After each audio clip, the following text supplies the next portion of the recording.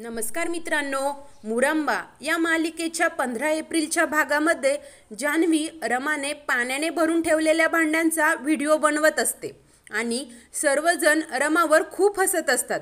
आजी हा प्रकार पाहते व जान्हवीला माझ्या घरात हे काय सुरू आहे? पाण्याची कमतरता आहे का? घराचं डबकं केलंय? कोणी केलंय हा वाह्यातपणा? असे अनेक प्रश्न रागाने विचारत असते।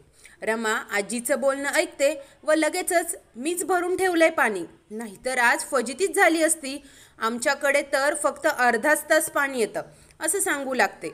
आजी संतापाने माझ्या घरात अशा अडचणी येतील असं वाटलंच कसं तुला असा प्रश्न करते। रमा दबक्या आवाजातच आज म्युन्सिपाल्टीच्या कपातीची भीती होती ना असं उत्तर देते। त्यावर आजी घरात पाण्याची टाकी आहे, एकदा बघ, आणि अख्ख्या जगात जरी दुष्काळ पडला ना तरी मुकादमांच्या घरी तुला पाण्याची टंचाई नाही जाणवणार। त्यामुळे हे उद्योग नाही करायचे असं रमाला सुनावत असते। तेवढ्यात अक्षय तेथे येतो। तेव्हा जान्हवी तुझ्या बायकोने घराचं फिश टँक बनवलंय असं अक्षयला बोलते आणि हसत असते। अक्षय डोक्यालाच हात लावतो। त्यानंतर सीमा रामाची बाजू घेत असते। तेव्हा आजी तू कितीही प्रयत्न केलेत ना तरी तुझ्या हातून घडलेली चूक बदलणार नाही असं सीमाला सुनावत असते। त्यानंतर रमा रडतच पार्वतीची माफी मागते आणि पार्वतीला चहा कॉफी काही हवंय का असं विचारू लागते।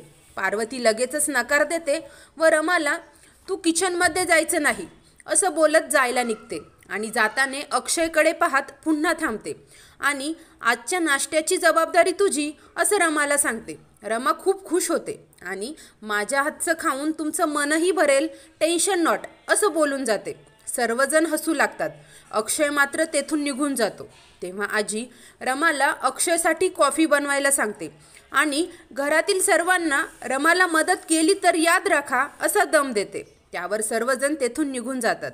दुसरीकडे अभि अक्षयकडे येतो। तेव्हा अक्षय ही मुलगी आपल्या घरात कुठेही सूट होत नाही, काय भाषा आहे हिच्यामुळे माझी भाषा बिघडायची असं वैतागत सांगू लागतो। तेव्हा अभि भाषेवरून कोणाला जज करायचं नसतं असं बोलतो व ती फक्त गरिबीत वाढली, अशिक्षित नाहीये ती असं अक्षयला समजावत असतो। त्यावर अक्षय उपहासात्मक हसतो व ती फक्त 8वी पास आहे असं अभिला सांगतो।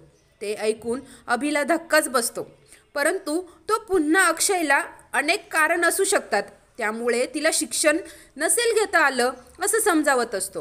इकडे रमा टेन्शनमध्ये उभी असते। तिला सीमाचा फोन येतो। सीमा रमाला कॉफी मशीन कुठे आहे ते सांगत असते। तेवढ्यात पार्वती मागून येते। सीमा खूप घाबरते। पार्वती सीमाला तुझी नियम मोडायची हिंमत कशी झाली? शिक्षा भोगायची ही तयारी ठेव। इतकी वर्ष तुला सोसलं या घराने आणि आता त्या रमालाही नाही सहन करणार। ती एक दिवस स्वतःच घर सोडून जाईल, हे माझं कर्तव्य असं रागाने बोलत असते। सीमाचा फोन हिसकावून घेत तिथून निघून जाते। दुसरीकडे रमा मोबाईलमध्ये कॉफी कशी बनवायची ते पाहते आणि कॉफी बनवायला सुरुवात करते। दुधावर आलेला फेस पाहत रमा अगं बाई साबणासारखाच फेस आलाय असं म्हणते आणि मी केलेली कॉफी मिरचीच्या ठेश्याला आवडेल ना असं स्वतःशीच बोलत असते। इकडे अक्षय अभिला खोटारडी आहे ती मुलगी, सगळं विसरून मी तिच्यासोबत रूम कशी शेअर करू असं चिडून विचारत असतो। तेवढ्यात रमा कॉफी घेऊन येते। अक्षय कॉफी घेण्यास नकार देतो। तेव्हा अभि एकदा पिऊन तर पहा असं सांगतो आणि चहा घेण्यासाठी आत जातो। अक्षय कॉफीचा एक घोट पितो। त्याला कॉफी आवडलेली असते, परंतु रमाने कॉफीबद्दल विचारल्यास तो तिला तेथून जायला सांगतो।